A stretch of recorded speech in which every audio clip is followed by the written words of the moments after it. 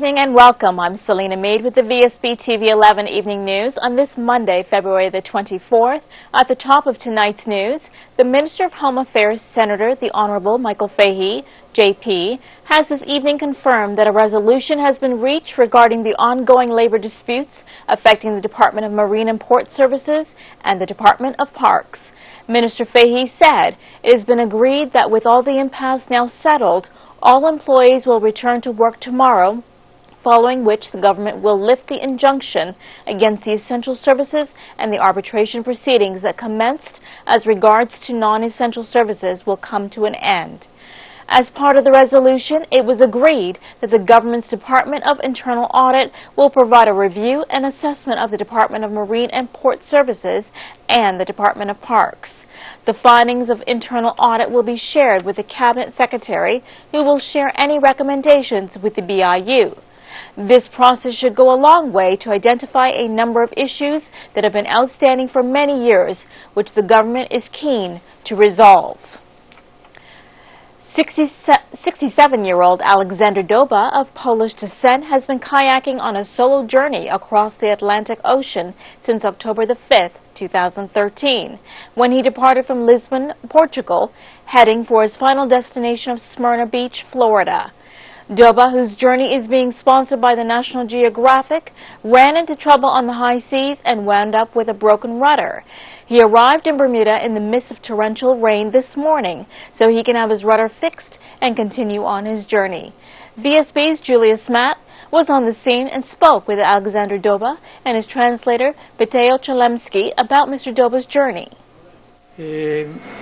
Today was 141 days.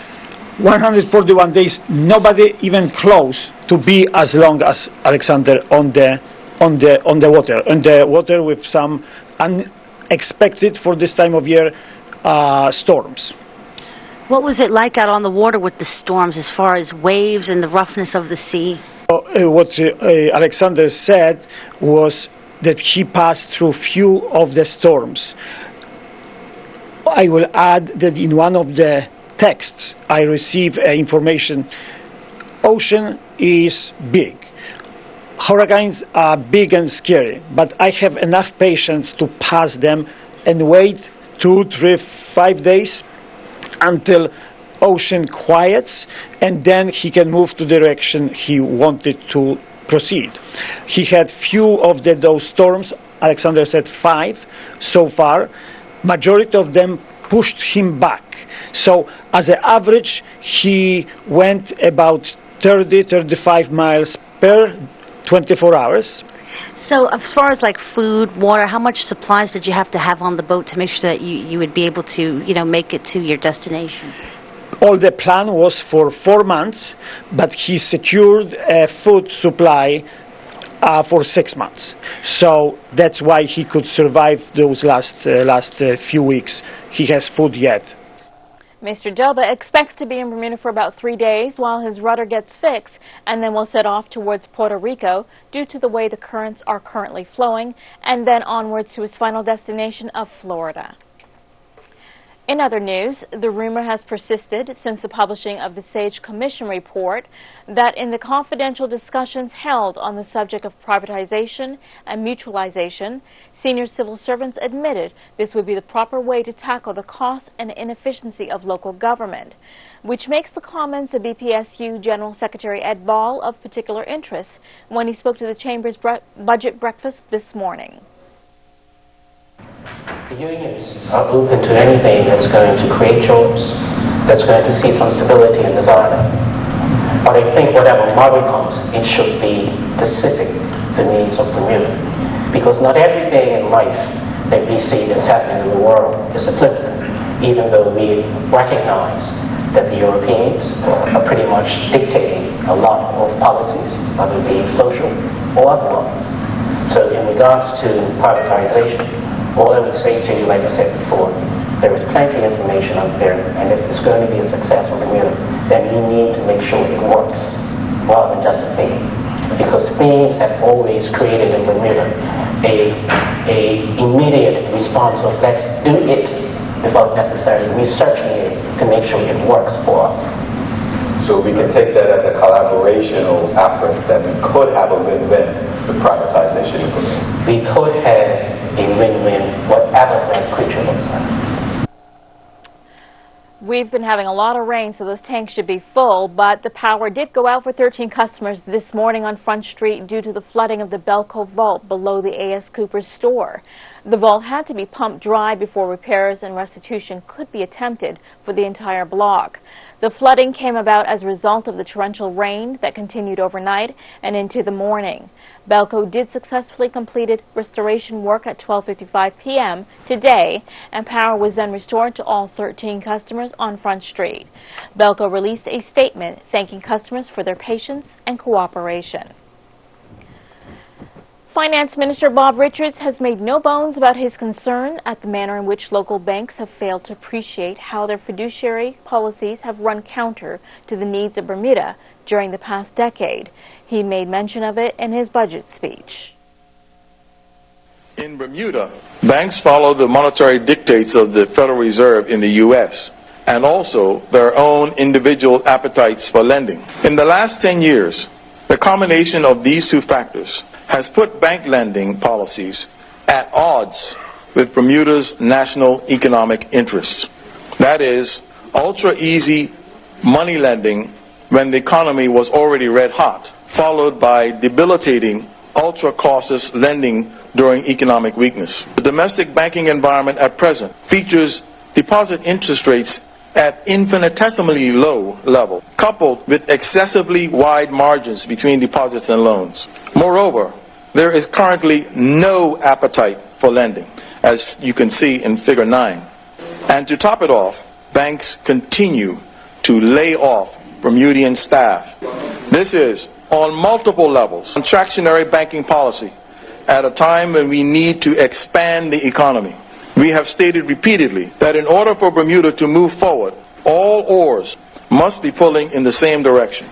Attaining such forward momentum is much more difficult to achieve when such an important economic driver as the banking sector is pulling in the wrong direction. Still ahead is a weather preview with Rachel. Thanks, Selena. Unsettled weather through tonight and improving on Tuesday. On the radar, you see a lot of activity, so expect some more wet weather tonight, even a chance of thunder. Please stay tuned for the full weather report as we take a look at the rest of the week. The weather radar picture provided courtesy of the Ministry of Transport on Vsb Tv 11. Hi, I'm Dr. Oz, and I'd like to take this opportunity to congratulate the Bermuda Heart Foundation on the founding of the first dedicated cardiac prevention and rehabilitation center in Bermuda. The foundation's goal is to raise the level of awareness of heart disease, which is the #1 cause of death in Bermuda. Our physicians will work with the Bermuda Heart Foundation in training local medical personnel at the foundation. Again, congratulations to the Bermuda Heart Foundation for taking a firm stance in the fight against heart disease. Copyfax is Bermuda's authorized Samsung dealer.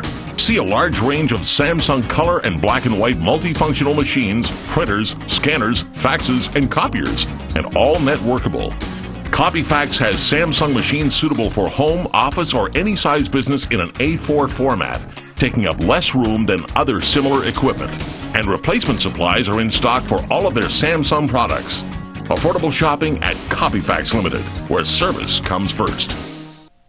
The Bermuda Sun's Tips for Seniors is called The Good Life After 55. Read about keeping your heart healthy, questions answered about cancer, and choosing the right pension. The Good Life After 55 is in the Bermuda Sun on Friday.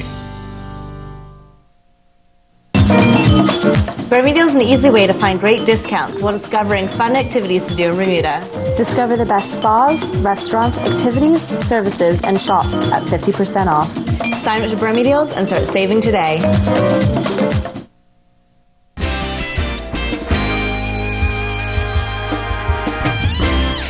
And welcome back to Vsb TV 11. One of the highlights of this weekend's visit of 2 Philippine embassy diplomats was a labor outreach forum organized by the Filipino Association and the Philippines Overseas Labor Office that addressed the employment concerns of Filipinos.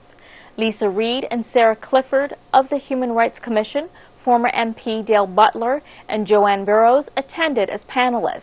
The embassy team of Consul Arlene Magno and Labor Attaché Luz Padilla dined with Deputy Governor Ginny Ferson and Home Affairs Minister Michael Fahey and local officials, and handled 343 passport applications, 2 oaths of dual citizenship, and authenticated documents for Filipinos on the island. They also took the time to thank the government and people of Bermuda and the Red Cross for donating funds for Typhoon Haiyan victims. Bermuda's former Chief Justice Sir Richard Ground has died over the weekend. He was 64. Tributes have been pouring in from around the world, but in particular Bermuda's legal fraternity. It was just last year that Sir Richard was diagnosed with brain cancer shortly after receiving his knighthood. VSB's Chris Lodge has more. Sir Richard held the top judiciary post on the island for 8 years before retiring to England in 2012. He had also worked in the Cayman Islands and Turks and Caicos in a long and distinguished legal career that was recognized by a knighthood in the Queen's Honours List in the same year he retired. A keen fisherman and an accomplished wildlife photographer, Sir Richard was hugely respected for his work in Bermuda, having also served as a puisne judge for 6 years from 1992. Premier Craig Cannoneer paying tribute last night, saying, "On behalf of the government of Bermuda, I send condolences to the family of Sir Richard Ground, whose untimely death this weekend has shocked people across the island." Sir Richard's contributions to Bermuda were many. It is fair to say that in his time on the bench, Sir Richard strengthened and maintained the island's standing as a legal jurisdiction. Attorney General Mark Pettingill said last night he was, in my view, a gentleman and a scholar beyond refute, who had the ability to demand nothing less than the best of all of us who had the pleasure to work with him, and for that I am profoundly grateful. I am confident that many at the bar share that feeling. Sir Richard was appointed to Bermuda's Court of Appeal last year, but tragically his illness overtook him before he could attend his first session. I'm Chris Lodge, VSB News. And thank you, Chris.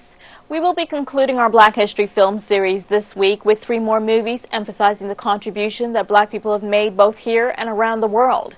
At 9 a.m. and 9 p.m. on Tuesday, you can watch Something the Lord Made, the story of Black heart surgeons. And on Wednesday, it's the return again of the Tuskegee Airmen of World War II fame. And finally, to end this year's series, 42, which is the story of Jackie Robinson, the first African-American to play Major League Baseball. Now, let's take a look at the daily markets presented by Bias.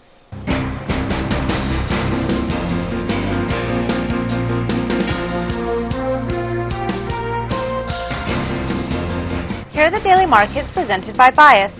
Equities in the U.S. and Europe rose to record highs, and the U.S. bond yields rose on concern over the impact of severe weather on the U.S. economy. U.S. stocks rose to a record high led by healthcare stocks after a smaller than forecast cut in Medicare rates. The S&P 500 closed 0.62% higher at 1,848. 28,600 shares of Bank of Butterfield traded hands at the price of $1.74 per share. Bermuda-related stocks in the U.S. were mixed. The FTSE 100 was up 0.41% despite HSBC earnings missing analysts' estimates.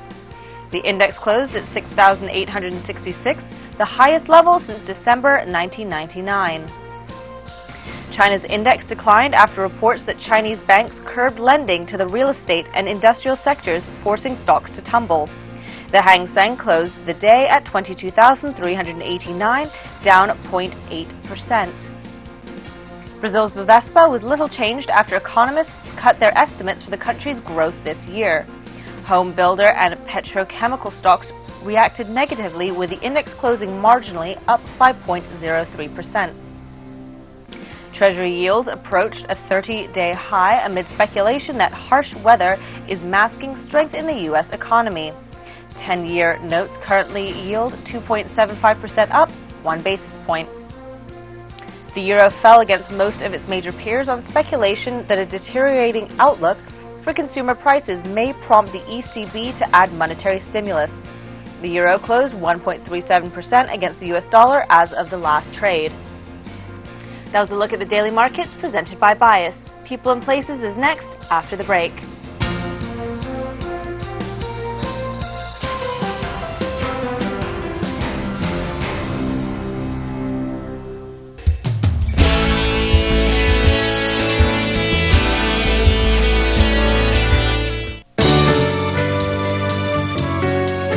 In order to stay diabetes-free, it is highly recommended that we walk 10,000 steps per day. One way to get those steps is to walk on our beautiful beaches or around one of the island's parks.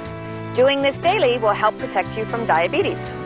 So pick up a pedometer and start living a healthy life with daily exercise. Because truth is, anyone can get diabetes, and every 10 seconds somebody dies from diabetes-related causes.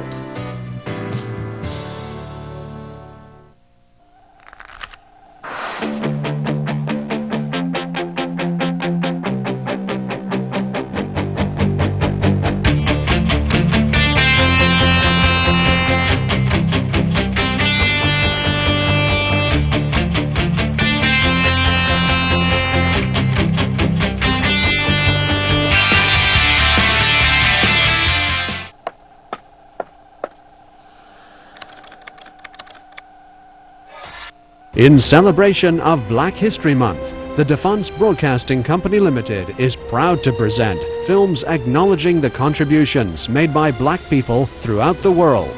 See these historic films at 9 a.m. and 9 p.m. Tuesdays, Wednesdays and Thursdays during Black History Month. On Vsb Tv 11, sponsored by Belco, Lindo's, Gibbons Company, Bermuda Bistro, Caesar's Pharmacy, and Sports R Us. And People and Places is next with Charles Webb.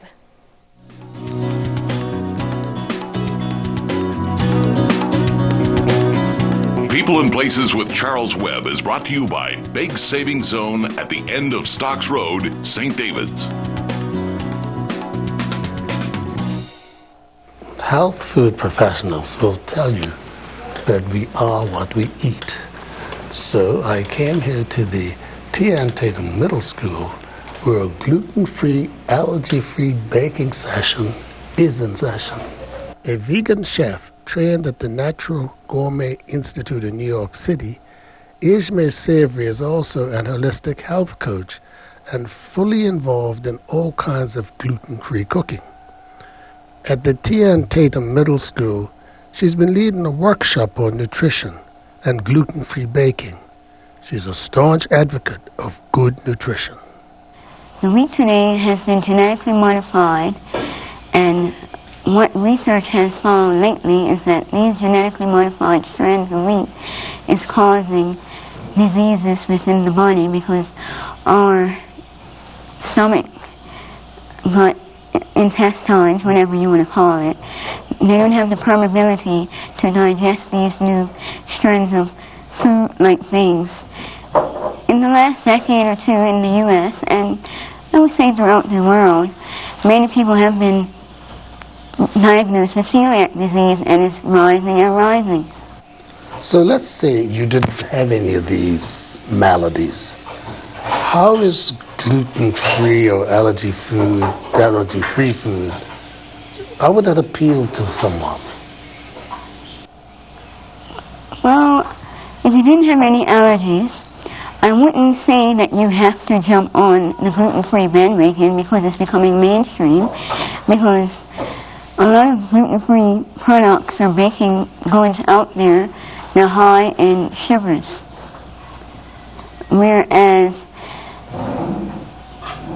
you're not getting, say, the benefits of the whole grain as far as wheat or grains that contain gluten, such as the bran or the germ, which adds fiber and bulk. We're using a lot of starches and, gluten-free stuff, which can be high on the glycemic index. So before anybody rushes into the new trend, I would say tread wisely and do your market research. Now, if I wanted to, say, try this as an experiment, just for sort of healthy lifestyle, could I combine it with other foods? Sure. I mean, biodiversity is best. For gluten-free eating, Chef Savory advises the following. Avoid wheat and barley and some oats unless they are certified gluten-free. And that even applies to steel-cut oats. But tell me, isn't gluten-free eating a lot of work? I would say no, because Some might think it's a lot of work because if you're just being diagnosed with wheat allergies or celiac disease and you're immune to going to the supermarket and buying stuff pre-made, and most things in the supermarket are wheat-containing or allergy-containing foods. So that's why people might surmise that it's a lot of work, but it isn't. Basically, on an overall scale, I would like to see the restaurants and, even the health departments and officials promote more of this healthier lifestyle and living, because in the long run, it would have a triple effect of making the society better, mentally, spiritually, physically, and on the whole, it would make everybody feel better. I am sampling a gluten-free carrot chip cookie to prove that you are what you eat. Here with Ishmael Savory for People and Places, I'm Charles Webb, Vsb News. People and Places with Charles Webb has been brought to you by Big Savings Zone at the end of Stocks Road, St. David's.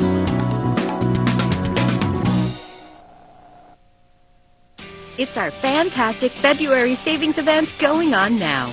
We have something for every room of your home and incredible savings all month long. Browse around our site to find exactly what you're looking for. New styles, new colors, a new look for your home. We have a huge selection of beautiful furniture and amazing prices that won't last long. So stop in today. You won't want to miss our fantastic February savings event going on now.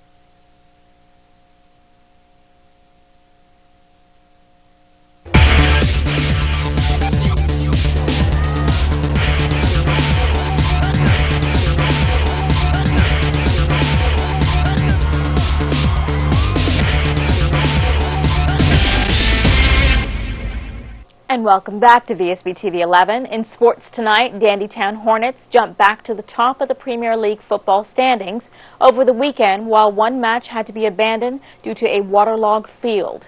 The Hornets defeated Flanagan Onions 3-1, pushing the Onions down to 4th place. North Village Rams moved up to 2nd with a 1-0 victory over Somerset Trojans. The contest between Wolves and Rangers was tied 2-2 when the referee abandoned play in the 80th minute. The Zebrans and Cougars finished with a 2-2 draw. Hamilton Parish slammed St. David's 4-1 to the delight of their head coach, Keyshawn Smith. Almost, Mike. Almost. Like 3 more games left. I'm not sure all the results today. Wolves drew. Okay, well, I handle our own business so far. Yeah, I think that might do it for us. Yeah, mathematically, I haven't done the numbers, but for us, it's definitely a great step in the right direction. Yeah, a lot of rain today, but to come away 4-1, it's a healthy margin. And 4-1 away from him. Yeah, a pivotal game, and I was telling my team that in order for us to compete in this league, that we must dominate our side of the island, and that's the East End. Yeah, so for us, it was more important to come out today and make sure that we done the required job to make everybody proud of us in the Hamilton Parish community. Yeah. What do you think about the league, though? Tight up top, tight. Village defeating Somerset last night. Well, I'll tell you what, I've been involved with football for a long time, and this is probably one of the tightest I'm seeing it from top to bottom. Yeah, 1 or 2 wins, you could be in relegations in, or 1 or 2 wins, then you could be up there fighting for the title. I don't know who's going to win the league, but for us, it's just about surviving, which I think we have done, and now we want to make ourselves available for Mortimer Dali. You know what I mean? So we want to end on a winning note, and there's 3 games left, and we're looking to take them games in stride. Right. Are you able to tell me who those 3 matches are against? Yeah, we got Cougars, Village, and PAC. Those first 2 could be real rough. All the games are rough. Yeah, all the games. So there's nobody that we could say that, well, they've been the dominant team. We have beaten everybody this year. Yeah. So for us, it's just a matter of putting our heads down and continue to improve and continue to surprise. You came out of the blocks real quick. Top of the league for the first few weeks. Went into a slump, and now you're finishing with a flurry. Well, this is the business end of the season. Yeah. So what you can say is lessons well learned. Yeah. The commitment from the players, from the whole team, the whole squad is very valuable to where we are today. Today we are missing a few key players like Ian Cook, Hensy, you know what I mean, my skipper. So for us, for the guys that came out and pulled their weight today, it makes them feel good that they're part of the team. You know what I mean? And it was composure in like a storm out there, but yet you stayed. Somehow you drilled something in them to stay composed. Hey. hard work beats talent, and talent don't work hard. That's our motto down in Hamilton Parish, and we will continue to strive on that.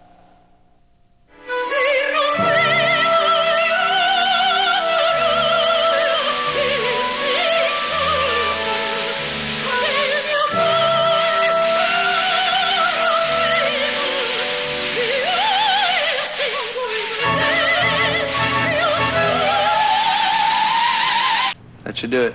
Enjoy your new shower. Experience the bold look of Kohler at a Kohler registered showroom. Good evening, everyone. I hope you had a great weekend, and welcome to tonight's VSB weather forecast. Unfortunately, we don't have a weather shot for you today. We didn't get any. I know the weather wasn't exactly inspiring, but if it's weather related, please, please, please take a picture and send it in. You may just win photo of the week. The temperatures for today, we had a high of 73 at noon and a low of 66 at 9 in the morning. Current conditions, 68 degrees, humidity 85%, winds west-southwest 25 knots, and barometric pressure is falling at 29.80 inches. Rainfall index for the month of February, 6.69 inches for a total of 12.92. We actually got about 1.95 inches in the past 24 hours. Yearly normal this time, a bit drier at 9.59 inches. And looking at the satellite. Rain, showers, and strong winds likely as the surface trough and front push across the area this evening. Conditions improve Tuesday as high pressure briefly builds in with cooler temperatures and mainly light winds.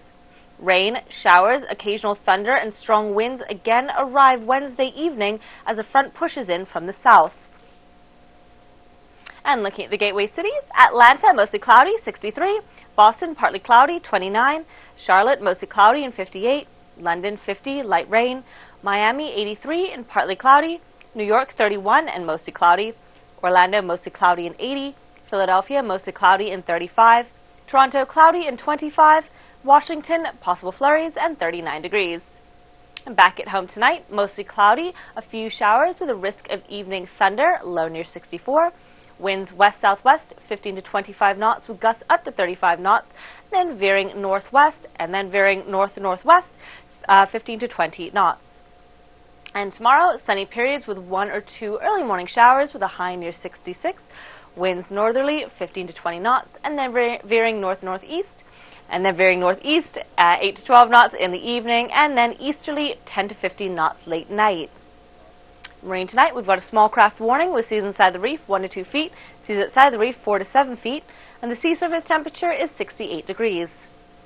Rain tomorrow, small craft warning with seas inside the reef 2 to 3 feet, seas outside the reef 4 to 7 feet. Low tide will be at 11:06 in the morning, and high tide will be at 4:51 in the afternoon. And looking at the 5-day forecast, Wednesday, cloudy, a few showers, increasing by the evening with a chance of thunder, breezy with a high near 69. Thursday, sunny periods with a few morning showers, breezy with a high near 68. Friday, overcast, rain showers, heavy at times, chance of thunder with a high near 67. And Saturday, cloudy with rain and showers, chance of thunder, and a high near 67. Thank you to Jeremy Entwistle, our meteorologist for tonight, and everyone at the Bermuda Weather Service. I'm Rachel Sodden. Have a great evening. And we thank you for choosing to spend your evening with us at VSB TV 11. Have a good night, Bermuda. Wardrobe and makeup for Rachel Sodden, provided by Gibbons Company.